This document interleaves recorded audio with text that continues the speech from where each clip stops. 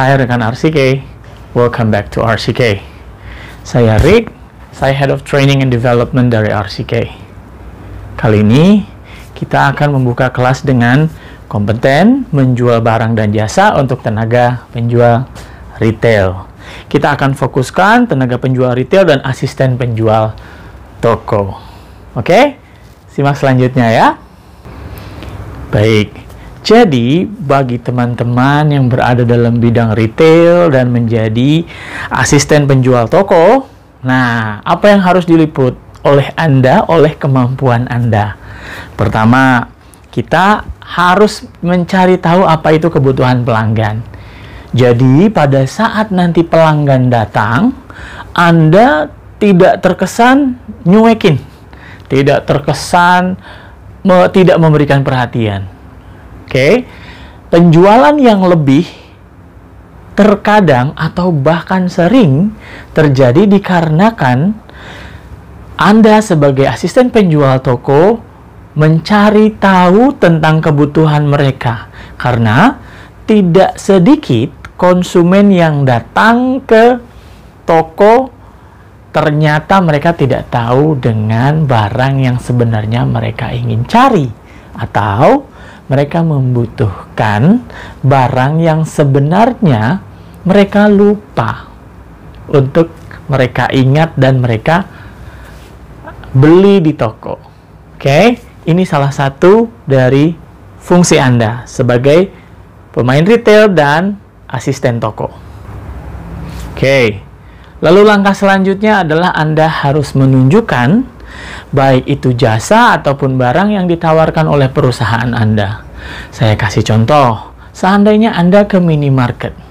Ada seorang ibu bertanya, "Permisi, Mas, Mbak, saya lagi cari popok untuk anak umur 1 tahun ke bawah."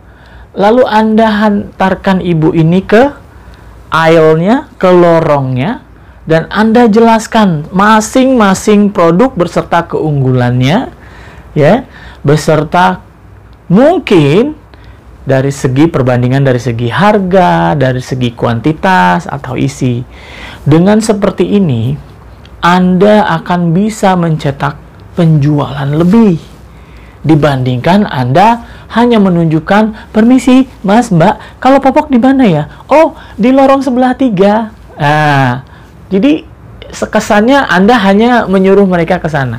Tapi kalau memang di perusahaan Anda menerapkan sistem bahwa Anda wajib menjelaskan produk yang dicari. Nah, kalau misalnya kayak gitu, kemungkinan besar penjualannya akan lebih dibandingkan yang hanya menunjukkan lorong mana saja. Oke, jadi ini adalah peran yang kedua. Fungsi selanjutnya dari tugas Anda adalah, ingat, dalam bidang retail akan ada banyak barang menumpuk. Tanpa Anda mengadministrasinya dengan baik, wow, kita bisa bayangkan chaos atau kekacauan seperti apa yang akan terjadi.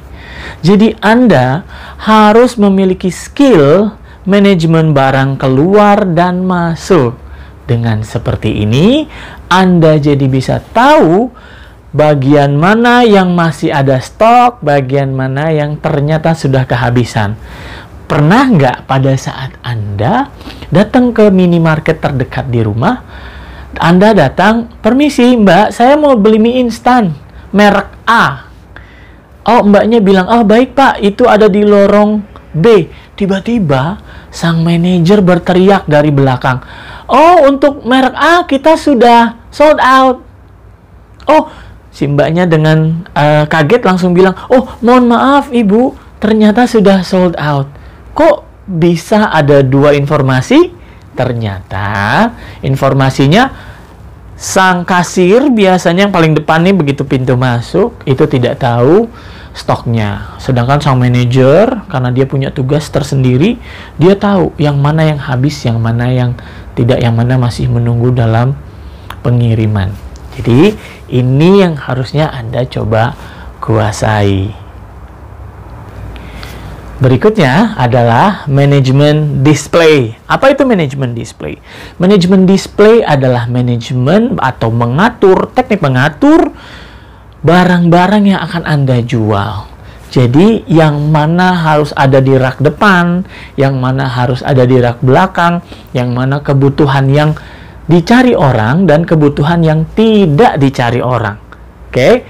Yang tidak dicari orang pastinya tentu akan ada di depan. Kenapa? Karena kalau yang dicari orang adanya di belakang, kemungkinan besar mereka akan banyak bertanya. Tapi bagaimana kalau kita rubah strateginya? Bisa juga. Pada saat nanti ada stok-stok yang perlu dikeluarkan dari rak-rak belakang yang mungkin kurang laku, Anda taruh di depan, dengan harapan orang yang akan membeli kebutuhan pokok akan berjalan ke belakang dan melihat kebutuhan yang sebenarnya mereka tidak pernah terpikirkan, ternyata tiba-tiba jadi butuh karena mereka sering lihat di depan. Jadi ada beberapa cara. So, somehow, trik-trik seperti ini akan diajarkan di kelas. Baik, langkah-langkah pencapaian kompetensi diidentifikasi berdasarkan standar-standar kompetensi. Apa saja? Yuk kita simak. 1. Menentukan harga jual barang dan jasa. Ini penting.